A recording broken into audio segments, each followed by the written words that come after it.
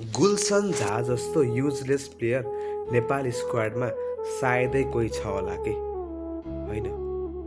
पहिलाको मेरो one of the favourite player हो अहिले पनि के होइन। गुलसन झाको यति धेरै पोटेन्सियल छ होइन।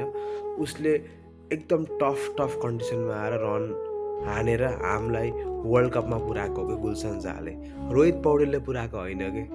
रोहित पौडेलले केही जाँदै गरे होइन।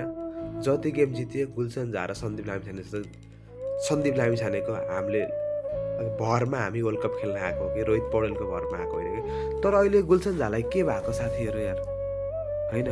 नेसनल प्लेयर है, यस्तो पैसा कमाइरहेछ, वर्ल्ड कपबाट पैसा आउँछ। त्यो मुलालाई स्ट्रिमिङ गर्न कसले भने कि युट्युब च्यानल खोले वर्ल्ड कपको अगाडि प्रिपरेसन टाइममा पुरा लाइभ गरेर बसे यार। CR7 हो र ब्रोदरले बिल्ला हानिरहेको थियो कि लाइभमा बोलाएर के भाइ तिमीले खेल्न पर्दैन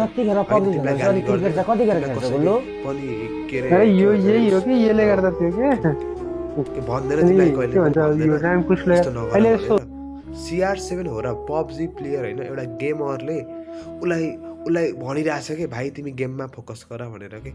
अनि यो क्याप्टेन म्यानेजमेन्टले के हेर्छ होइन। कोही आदिल अलम उता गएर के अरे टेप क्रिकेट खेलेर बसिरह होइन। अनि त्यसपछि गएर गुलसन झा गेमर, अनि सम्बल कामी भ्लगर होइन।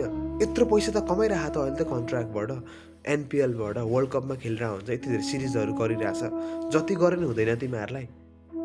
यत्रो घर बना, गाडी ल्याए, आइफोन देखाएर चाहिँ भिडियो बनाएको छ। अलिकति त गेममा नै फोकस गर्नु पऱ्यो नि यार होइन। इन्डियन बेस्ट प्लेयरहरू के भन्छ भने मसँग टाइम हुन्न है खेल्ने भन्छ कि। पूजा महत्त्व भन्ने थाहा छ। उसले भनेको थियो कि मैले फेसबुक हेर्दिनँ, मलाई गेममा फोकस गर्नुपर्छ, मैले मोबाइल चलाउनु भन्थ्यो कि। पबजी खेलेर बसिरहेको भनेको यार होइन। ऱ्याङ्क पुस गरेर यसरी गेम इम्प्रुभ हुन्छ। आफ्नो माइन्डलाई कसरी कन्ट्रोल बनाउने, ध्यान त गेममै मात्र छ कि। भाइ तिमी छोड, तिमी पब्लिक खेल।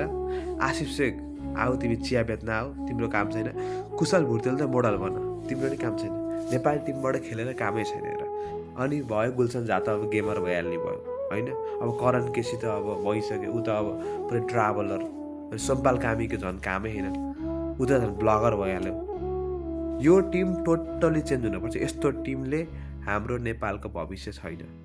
हामी रेगुलर गेम हेर्ने मान्छेलाई थाहा छ कि कुन लेभलको तोरी गेम हुन्छ नेपाल टिमको भनेर। कस्तो टिमसँग कसरी कति बेइज्जत पाराले हारिला हुन्छ कि। वर्ल्ड कपमा हेर्नेलाई भने होइन, मैले रियल क्रिकेट फ्यानलाई भनेको।